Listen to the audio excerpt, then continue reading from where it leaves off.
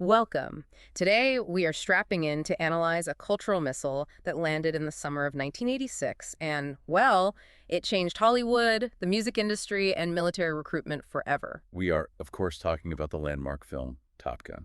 And this isn't just an exercise in reviewing the plot. I mean, everyone remembers Maverick and Goose. Our mission here is to move far beyond the narrative. Right. We want to get into the origins of this whole phenomenon, look at the contentious production struggles, the military's heavy hand in shaping the final product. And that commercial engine that made it a global powerhouse, plus its surprisingly complex legacy that, it endures to this day. And to set the stage, you really have to appreciate the sheer scale of this film's immediate success. Top Gun was a commercial powerhouse from the moment it hit theaters. I mean, the numbers are just staggering. They are. It's produced on a budget that was pretty substantial for the mid-1980s, around $15 million, but it went on to gross an incredible $357.4 million globally. That is an astonishing return on investment. More than just a return, that massive haul solidified its position as the highest-grossing film of 1986, both here in the States and worldwide. So it was clear from day one this wasn't just another hit movie. No, it was a watershed moment. It fundamentally redefined the relationship between large-scale entertainment and institutional cooperation, especially with the United States military. The material we've reviewed for this gives us some truly granular detail on how this project got off the ground, how these powerful producers secured naval assets, the compromises that came with that, and the surprising history around the cast and crew. We're going to explore what they sacrificed for that stunning realism. Okay, let's unpack this right from the very beginning. What we recognize today as this massive cinematic touchstone started in a far more humble format. Long-form journalism. Exactly. The entire foundation of Top Gun was a magazine article. It was titled Top Guns, written by Ehud Yonah and published in California Magazine back in May 1983. And Yonah's article was incredibly descriptive. It was a fascinating piece of, embedded reporting that gave you a real look behind the curtain at the lives of these elite fighter pilots. These are the guys training at Naval Air Station Miramar in San Diego. Fighter Town, USA, as it was famously nicknamed. And the article, it just captured the adrenaline, the camaraderie, the intensely competitive nature, and the high-stakes lifestyle of this very exclusive military community. And that atmosphere, the visual potential described in that piece, it immediately caught the attention of the ultimate Hollywood arbiters of action cinema in the 80s. Producers Don Simpson and Jerry Bruckheimer. They were the dominant commercial force at the time, right? Fresh off massive hits like Flashdance and Beverly Hills Cop. Absolutely. And they saw the cinematic gold in that high-stakes, fast-moving, high-testosterone environment that Yonah described. They were certainly the driving engine, but the path from getting that article to actually getting a green light was anything but smooth. Oh, this project really struggled to find its feet. It went through an initial wave of screenwriters, and maybe more surprisingly, several high-profile directors actively said no. They just expressed disinterest in the subject or were skeptical about the script. And when you look at the names who passed on it, it's pretty remarkable. It is. Filmmakers known for vastly different styles like David Cronenberg, famous for body horror and psychological thrillers, and John Carpenter, the cult classic guy. They were both approached and they both passed. Which brings us to the pivotal choice of Tony Scott. He was hired to direct, and this is where that Top Gun aesthetic, that look, really began to form. And he was selected not because of a previous feature film, but based on the strength of a very specific, very high-velocity commercial he had recently directed.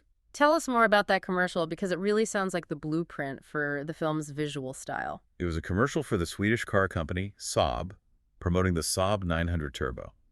And the centerpiece was this stunning visual sequence. It featured the car racing against an actual Saab 37 Viggen fighter jet. And Simpson and Bruckheimer saw that. They saw that commercial and immediately recognized Scott's unique ability to stage speed, to make military machinery look impossibly sleek, and just bathe everything in this stylized, high-gloss visual patina. That commercial, more than anything else, was the reason Tony Scott got the job. That decision really signals that the producers were prioritizing visual style and velocity above everything else. But even with Scott on board, the casting process was fraught with resistance. Right. Tom Cruise, who became inseparable from the role of Lieutenant Pete Maverick Mitchell, was initially pretty reluctant to sign on. So what changed his mind? He was just unsure about the project, maybe sensing some of the same criticisms about the script's depth that others voiced later on. It took some serious persuasion. Grogu. Specifically, it took the intervention of Tony Scott's older brother, Ridley Scott, who was already a huge, respected director after films like Alien and Blade Runner. And Ridley talked him into it. He convinced Cruise that this was the commercial vehicle that would catapult him from a rising star to an international superstar. And Cruise finally committed. And he wasn't alone in his skepticism, though other actors' reluctance was rooted more in genuine political principle. Matthew Modine. He was offered the role of Maverick and famously turned it down. He stated his decision was purely political. He fundamentally objected to what he considered the film's glorification of the military and its perceived pro-war stance. And he didn't just walk away. He chose a project that was the complete opposite of the Top Gun message. Exactly. He went and did Stanley Kubrick's brutal, realistic look at the Vietnam War, Full Metal Jacket. That contrast just perfectly illustrates the ideological tensions that were surrounding this film in the mid-'80s. It also gives us some context for Val Kilmer's involvement, who played Maverick's rival, Lieutenant Tom Iceman Kazansky. Kilmer, internally, he mirrored Modine's reservations. He reportedly found the initial script silly, and he openly disliked the warmongering aspect he felt the film promoted. But he took the role. He had to. Unlike Modine, Kilmer was under existing contractual obligations with Paramount. He was essentially forced to accept it. Which is deeply ironic, then, that his performance is one of the most memorable parts of the movie. It is. Upon release, his icy, disciplined portrayal of Iceman was widely cited by critics and fans as one of the best and most compelling performances in the film. His professional obligation led to this iconic role that really transcended his personal disdain for the material. So if the production team secured the actors, the next, and you could argue more complicated hurdle, was securing that sheer, mind-boggling realism that Tony Scott was demanding. Which meant they needed the full cooperation of the U.S. Navy. Absolutely. I mean, without the Navy's complete support, the film could never have achieved those stunning aerial sequences. They were vital for the realism. They provided operational aircraft, experienced personnel, access to active carriers.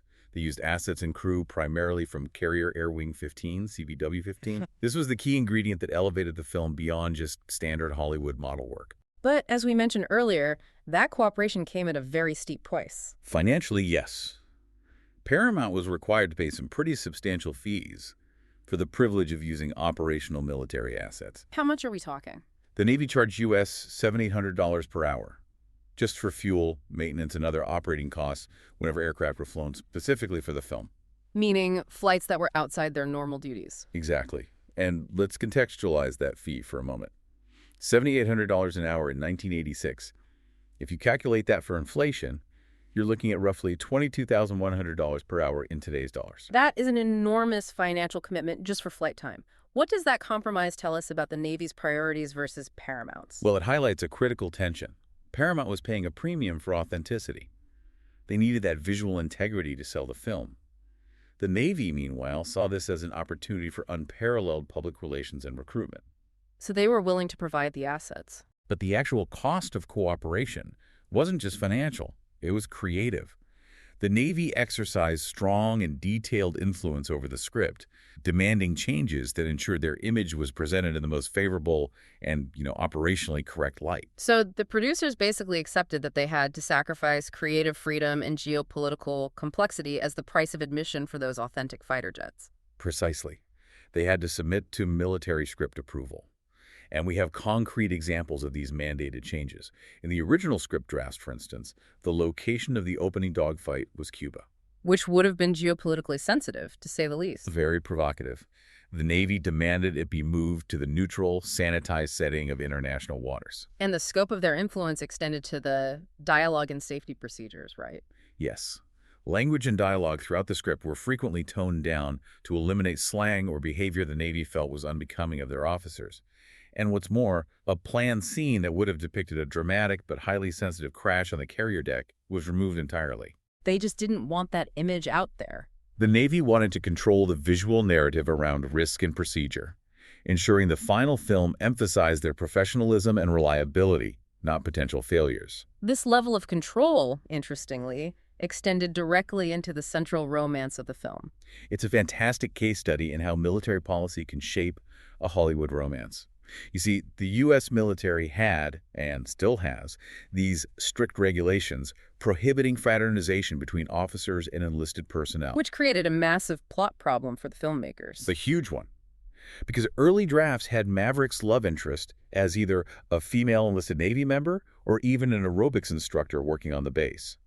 Both of those scenarios violated strict military regulations. So the character had to be immediately changed to a civilian contractor to make the romance permissible within the film's increasingly realistic and Navy-approved world.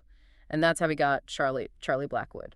And this character, Charlie, is actually rooted in the reality of Naval Air Station Miramar. She was based on a real-life individual named Christine Leggs Fox. So she wasn't just an invention for the script. Not at all. Fox was a civilian mathematician employed by the Center for Naval Analyses. And what was her specific role there? She was a specialist in maritime air superiority, often abbreviated as MAS. These civilian defense experts play crucial, highly technical roles in developing strategy and assessing air power, and they operate right alongside the pilots. So by making Charlie a civilian specialist, The script adhered to the anti-fraternization rules while retaining a link to the highly specialized expertise that was really present at the base. It was a very clever workaround to a real-world constraint imposed by the military. the moment you start filming active military aviation, the logistical challenges just become astronomical.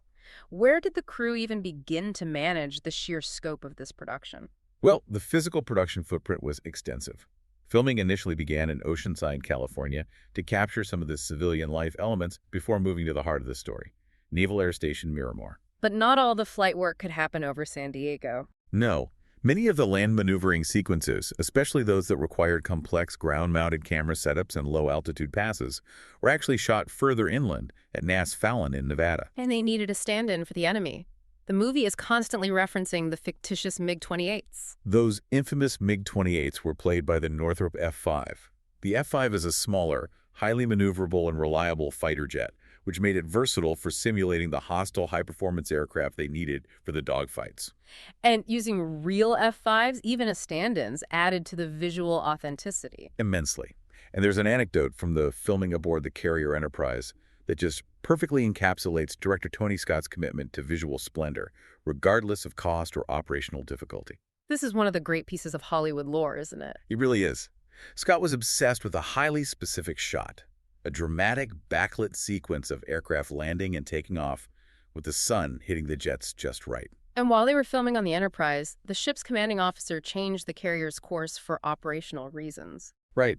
And Scott, realizing he was losing his perfect lighting, he inquired about having the ship return to its previous heading and speed. And what was the answer he got? He was informed that turning the massive nuclear-powered aircraft carrier back to its original course would cost a staggering U.S. $25,000 in immediate fuel and operational costs. $25,000 in 1986, which, as we established, is about $71,000 today. What was Scott's reaction to that? Scott didn't hesitate.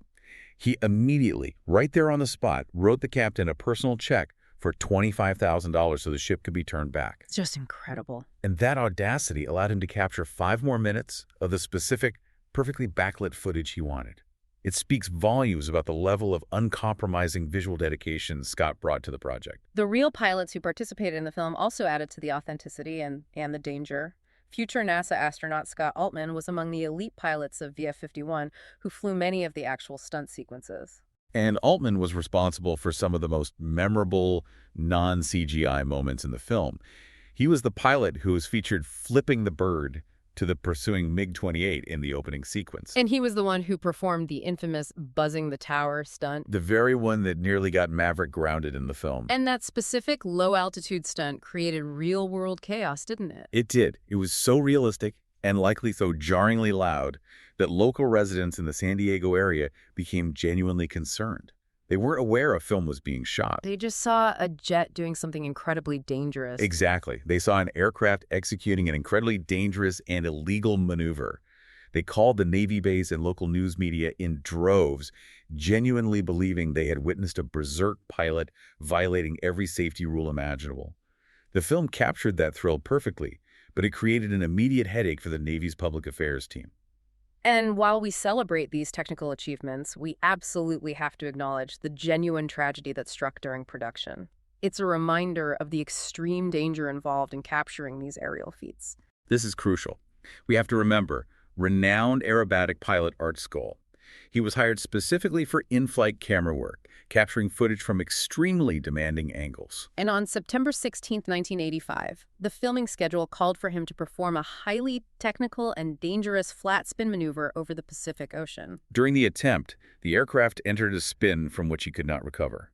The final message radioed from his plane was chilling. He said, "I have a problem. I have a real problem." He crashed into the Pacific Ocean. Tragically, neither his body nor the aircraft wreckage were ever recovered. The loss of Art Skoll was a devastating and very real reminder of the risks involved in this kind of stunt work. It demanded a moment of reflection from the entire production, and the film was rightly dedicated to his memory, ensuring his sacrifice remains part of the film's official history. The characters that emerged from Top Gun were so instantly memorable. Maverick, Iceman, Goose, they've become cultural shorthand. But how closely were these characters based on real naval aviators? They were often composites, but definitely rooted in real achievements. Lieutenant Pete Maverick Mitchell, the talented but reckless hotshot played by Tom Cruise, was loosely modeled on the accomplishments of Duke Cunningham, And Cunningham was a highly decorated naval aviator. a decorated naval aviator, and notably an ace during the Vietnam War. That history of excellence, combined with an inherent rebellious streak, that formed the foundation for Maverick's character arc. And the crucial mentor figures who guide Maverick, they were also based on reality. Absolutely. Commander Mike Viper Metcalf, played by Tom Skerritt, the wise, seasoned instructor, was based directly on Rear Admiral Pete Viper Pettigrew. And this is a crucial link to authenticity. So Pettigrew didn't just inspire the character, he actually worked on the film. Yes, he served as a key technical advisor throughout the production. His presence ensured the dialogue, the procedures, the atmosphere all felt as authentic as Hollywood would allow. And in fact, for the listeners who pay close attention, Pettigrew even makes a subtle cameo appearance in the film as a colleague of Charlie's during one of the classroom scenes. The ensemble cast surrounding them really solidified that military environment. Figures like Lieutenant Commander Rick Jester Heatherly, played by Michael Ironside, And Commander Tom Stinger Jardian, played by James Tolkien, they provided that crucial commanding presence representing the strict standards and authority inherent in the naval aviation community. We also saw several future Hollywood powerhouses early in their careers within this supporting cast. Meg Ryan, for example, she appeared as Carol Bradshaw, the wife of Goose. And Tim Robbins played Lieutenant Junior Grade Sam Merlin Wells. Merlin was Cougar's radar intercept officer, or RIO, and then later flies with Maverick. That's right. And maybe we should just pause to clarify what a RIO is for those less familiar with military aviation. Good idea. Certainly. In the F-14 Tomcat, the RIO, or radar intercept officer, is the second crew member seated behind the pilot. They're absolutely critical to the mission. They're not just passengers. Not at all. They manage the weapon systems, target acquisition, navigation, communications, electronic countermeasures. They are the mission managers. The relationship between the pilot and the RIO is one of intense dependency and trust. And that dependency is what makes the tragedy of Lieutenant Junior Grade Nick Goose Bradshaw, Maverick's RIO and best friend, the emotional core of the whole film. And Anthony Edwards' performance just cemented that character's place in movie history. Goose's death is a brutal moment of dramatic realism within the context of high-risk flying. He dies during an incident where the F-14 enters an unrecoverable flat spin. And though they both eject, he hits the canopy. Right. Although both Maverick and Goose successfully initiate ejection, Goose tragically slams into the jettisoned aircraft canopy during the ejection sequence. And while the Board of Inquiry clears Maverick of any operational negligence, the flat spin was an aircraft failure, the emotional fallout is what really drives Maverick's character through the third act. The guilt, the grief, the inability to let go, that all leads to that powerful scene where he finally throws Goose's dog tags overboard. And the emotional lineage of Goose and Carol Bradshaw is maintained right up to the sequel, Top Gun: Maverick, which arrived 36 years later. It is. And while Tom Cruise returned, the impact of Goose's death is revisited through his son. You see archive footage of Goose, Carol, and even the infant Bradley Bradshaw. Who was played by a set of twins, right? Exactly, often just called the Weiss twins in the original film. And that infant grows up to be Lieutenant Bradley Rooster Bradshaw, played by Miles Teller in the sequel. So the sequel uses the immense weight of that original tragedy as its main driving force. It really does. Maverick's guilt over Goose's death. That's the central conflict. It just demonstrates how enduring and critical the emotional scaffolding of the original film remains. Moving from the characters to the commercial machine that amplified them. Yeah. The music, we cannot discuss Top Gun without discussing its soundtrack, which just became a monster in its own right. It was an absolute commercial titan. The Top Gun soundtrack transcended the film entirely. It became a defining piece of 1980s pop culture. And the sales numbers were huge. Massive. It achieved a 9i Platinum certification in the United States alone. To give that scale, that signifies sales of over 9 million units. And it dominated the charts, holding the coveted #1 spot on the Billboard 200 albums chart for 5 non-consecutive weeks in 1986. And that success was certainly driven by the awards circuit. The power ballad Take My Breath Away, performed by Berlin, provided the perfect sonic accompaniment to the film's glossy romance. The track, with music by Giorgio Moroder and lyrics by Tom Whitlock, went on to sweep the awards. It won the Oscar and a Golden Globe for Best Original Song. It did. And then you have Kenny Loggins, who became instantly synonymous with the film's adrenaline. He contributed the hits Danger Zone and Playing with the Boys. Right. And we have to credit the instrumental score provided by Harold Faltermeyer, who was known for his work on Beverly Hills Cop. His instrumental tracks, including the famous Top Gun anthem featuring Steve Stevens on guitar, just captured the high-energy, high-tech mood of the era. And that anthem won a Grammy. A Grammy Award for Best Pop Instrumental Performance. It's surprising then, given all that success, that there were significant musical rejections and snubs surrounding the soundtrack's creation. There was major musical politicking. The most famous refusal came from Bryan Adams. He declined to participate in the project entirely, aligning with Matthew Modine's earlier decision. And his reasoning was political. Explicitly, he stated that he believed the film glorified war. His refusal solidified the soundtrack's reputation among some artists as being inherently political. And the selection of Kenny Loggins for Danger Zone was actually a plan B, maybe even a plan C, because of legal issues? It was a complicated situation, yeah. It involved the band Toto. Toto had written and recorded a song for the film called Only You, and they were originally slated to record Danger Zone. But something happened. A complex legal dispute arose between Toto's lawyers and the film's producers, Simpson and Bruckheimer, which led to a complete exclusion of all of Toto's material from the final soundtrack. Which cleared the way for Loggins to step in and define the film's action sequences with Danger Zone. It just shows how one legal hiccup can fundamentally change a cultural product. And beyond the box office and the music charts, Top Gun played a pivotal role in a growing commercial revolution, the home video market. It became a huge record-setting success in the then-developing VHS market. Why was its VHS release so revolutionary? Well, typically, brand new blockbuster films were priced extremely high for the rental market, often $80 to $100 per tape, to maximize rental store revenue and stop consumers from buying them for private use. But Top Gun changed that. Paramount made the strategic decision to price the new release blockbuster surprisingly low for the mass market consumer, just $26.95. That move signaled a fundamental shift in distribution strategy. Absolutely. And this aggressive low-price strategy was coupled with a massive marketing blitz, an $8 million campaign that was just unprecedented for a home video release at the time. And that included some cross-promotion. A highly visible Top Gun-themed Diet Pepsi commercial. The goal was volume sales, turning the tape into an immediate consumer purchase rather than a rent-only item. And that strategy paid off immensely, setting industry records. It did. The advance demand alone set an industry benchmark with 1.9 million pre-orders before the tape even hit shelves. It ultimately sold a total of 2.9 million VHS units in its first run, cementing its place as a marketing and distribution juggernaut. And it fundamentally altered how studios approached the lucrative home video market for blockbusters from then on. For a film that became such a cultural phenomenon, its initial critical reception was surprisingly mixed. Critics universally praised the technical achievements, the action, the sound, the visual effects, but they were often less impressed by the dramatic elements. The romantic subplots and the film's overall tone were widely scrutinized by established critics. Gene Siskel, for example, delivered a sharp critique of the romance. He said it felt simplistic. He suggested it belonged in a teenage sex fantasy film. But the critiques weren't just about the melodrama. They quickly escalated into accusations of political bias, militarism, and jingoism. And that's where the conversation gets much sharper. The respected American film critic Pauline Kael was notoriously blunt.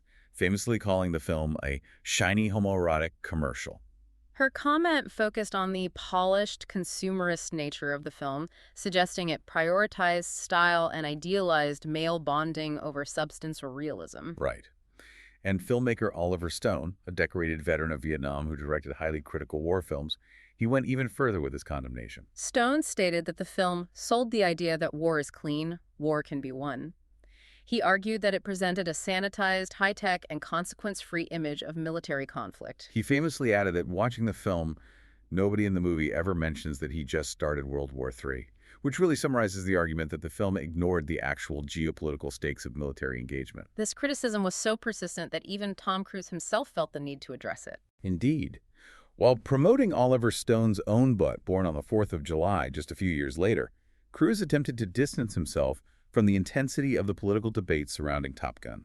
He suggested the film should be viewed as a fairy tale. Right, emphasizing that it was escapist fantasy rather than an accurate depiction of modern warfare or military life. Of course, the fact that he returned to the role 3 decades later suggests a complex personal reconciliation with the film's message. Now, setting aside the political critique, the film's commitment to technical realism also came under intense fire from those who actually flew the F-14. And this is where we can really look past the excitement. Former F-14 RIO Ward Carroll, who knew naval procedure intimately, was highly critical. He called the film as much cartoon as tribute. While acknowledging its iconic status, he conducted a detailed review and cited 79 specific departures from naval aviation procedure, alongside numerous continuity errors. 79 departures is a staggering number, and one of the major violations is simply the way the pilots communicate and maneuver. In real combat, air discipline requires constant communication, strict spacing, and adherence to complex protocol. Which is too technical and chaotic to be filmed accurately in a Hollywood style. Exactly. In the film, pilots fly unrealistically close, they communicate with overly dramatic one-liners instead of detailed flight checks, and their maneuvers are often impossible or highly irresponsible. And the disciplinary failures we see Maverick exhibit. Those are major issues. The film trivializes things that would be career-ending in real life. Maverick's constant disrespect for authority, his impulsive actions in the cockpit, and certainly the act of buzzing the tower, flying excessively close to the control tower, would not result in a dramatic lecture from Viper. So what would the real-life consequences have been for Maverick's actions? A legal review highlights massive discrepancies between the film's narrative forgiveness and actual naval judicial procedure. Buzzing the control tower would likely lead to the immediate revocation of his flight status and a swift end to his career. And if you consider the offenses committed during a time of war, the potential disciplinary action escalates dramatically. Legal experts analyzing the film noted that some of the reckless behavior or insubordination demonstrated by Maverick in a combat scenario could, under the Uniform Code of Military Justice, potentially carry the death penalty if committed during a time of war. So the film highly stylized military discipline to fit the romantic, rebellious narrative. And in doing so, it ignored the harsh reality of military law and order. Despite the overwhelming critical and technical scrutiny, the film's cultural velocity has endured for nearly 4 decades. We have to analyze its most famous and perhaps most controversial institutional impact: its function as a recruitment tool for the Navy. This is the legacy Top Gun is most remembered for. The film's producer, John Davis, was unapologetic about this function. He stated frankly that Top Gun was essentially a recruiting video for the U.S. Navy. And the Navy certainly capitalized on this perception. We know that recruitment booths were strategically placed in some theaters immediately following the film's release. That's right. And the initial, highly publicized claim, which you often hear repeated, was that naval aviator applicants increased by a massive 500%. But that figure is likely inflated. It's highly disputed, yeah. Probably Hollywood hyperbole. However, modern, more careful analyses confirm a very real and measurable overall Navy enlistment increase of 8% following the film's release. An 8% increase is still very significant. What context does that provide for the military at that time? It was a crucial victory for the military's public image. Following the tumultuous Vietnam War era, the military really struggled with public perception and recruitment. Top Gun, with its sleek jets, clean-cut heroes, and technological dominance, was hugely successful in rebranding naval aviation as glamorous, aspirational, and heroic. So it effectively rehabilitated the military's image for an entire generation of young people. It did. However, the film's influence wasn't entirely positive for the institution, as we see when we look forward to the 1990s. That's the complex reality. The U.S. Department of Defense Office of Inspector General cited the film's depiction of certain forms of cavalier and sexist behavior among the pilots as a contributing factor to the environment that eventually led to the real-life tailhook scandal in 1991. The line between aspirational movie fantasy and real-world military culture became dangerously blurred. Yet, on a completely different note, the film inspired individuals globally to pursue careers in aviation against major institutional headwinds. The most remarkable example is Misa Matsushima, who became Japan's first female fighter pilot. She saw Top Gun in primary school and developed a lifelong admiration for fighter pilots. And she enrolled as soon as the restrictions were lifted for women. She enrolled immediately when Japan finally lifted its gender restrictions for women serving in that role in 2015, specifically citing the film as her original motivation. And the symbiotic relationship between Tom Cruise and the Navy is stronger than ever today. It received its ultimate validation in December 2024. Tom Cruise was awarded the U.S. Navy's Distinguished Public Service Award. This is the highest civilian honor that the Navy can bestow. And it was given for his contributions through his film appearances. Explicitly for his outstanding contributions to the military's image and recruitment efforts, cementing his status as a key non-military ally of the institution. Its long-term cultural significance has also been officially immortalized by national institutions. In 2015, the film was deemed culturally, historically, or aesthetically significant. It was selected for preservation in the National Film Registry, a move that recognizes the film's enduring importance to American culture and film history. And of course, the film has left a definitive linguistic mark. It produced one of the most famous movie quotes of all time. "I feel the need for speed." That phrase is so enduring, it ranks number 94 on the AFI's 100 movie quotes list. And this quote had direct commercial consequences in the gaming world. It did. The immense popularity of that quote was instrumental in the decision to name the massively successful Electronic Arts racing franchise the Need for Speed video game series. The film's focus on high-velocity excitement transcended cinema and fueled an entirely new form of digital entertainment. Even the physical locations used in the film have become part of its enduring legacy. That's a fascinating footnote. The Graves House in San Diego, the iconic seaside bungalow used as Charlie Blackwood's home in the film, was a beloved local landmark.